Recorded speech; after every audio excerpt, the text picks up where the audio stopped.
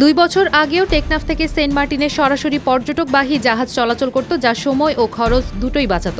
তবে মিয়ানমারের রাখাইন রাজ্যের কারণে ওই নৌপথ ঝুঁকিপূর্ণ হয়ে যাওয়ায় প্রশাসন টেকনাফ থেকে সরাসরি যাত্রা বন্ধ করে দেয়, যার ফলে এখন কক্সবাজার থেকে লম্বা সময় ব্যয় করে দ্বীপে পৌঁছাতে হয়।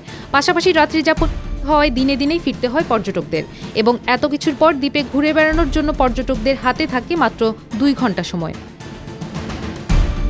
জীবন অবাক না করলে কে করবে? 28% মিল্ক ফ্যাটের অবাক করার সাথে ফ্রেশ মিল্ক পাউডার। জীবন অবাক করুক প্রতিদিন। সেন্ট মার্টিন হোসাইন জুহুরা ফাউন্ডেশনের সভাপতি জানান, যেটি ভাঙা থাকায় পর্যটককে দ্বীপের মাটিতে নামতে 1 ঘন্টা সময় লাগে। ফলে দিনে পৌঁছানো পর্যটকদের হাতে প্রকৃত সময় থাকে মাত্র 1 ঘন্টা, যা পর্যটক আকর্ষণে যথেষ্ট নয়।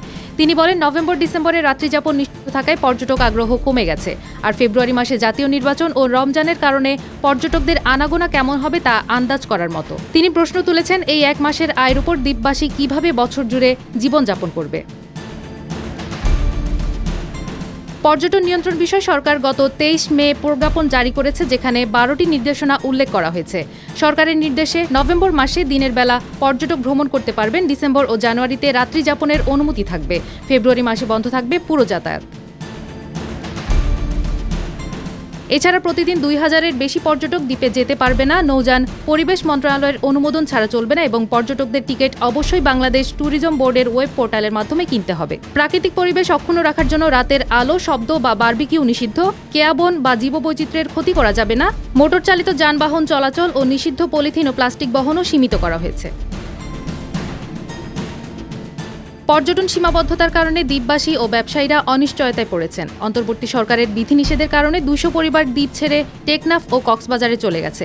হোটেল, রেস্তোরাঁ ও রিসোর্ট মালিকরা ব্যবসায়িক ক্ষতির মুখে, কেউ কেউ রিসোর্ট বিক্রি করার চিন্তায় আছে। মাছ শিকার ও পর্যটন একসঙ্গে ব্যাহত হওয়ায় সেন্ট মার্টিনের মানুষ আর্থিক সংকটে ভুগছেন।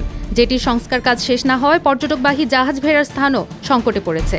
স্থানীয় বাসিন্দারা নিরাপদ বেড়িবাঁধ নির্মাণের দাবি জানিয়েছেন, কিন্তু সরকারি কোনো বাস্তব উদ্যোগ নেই।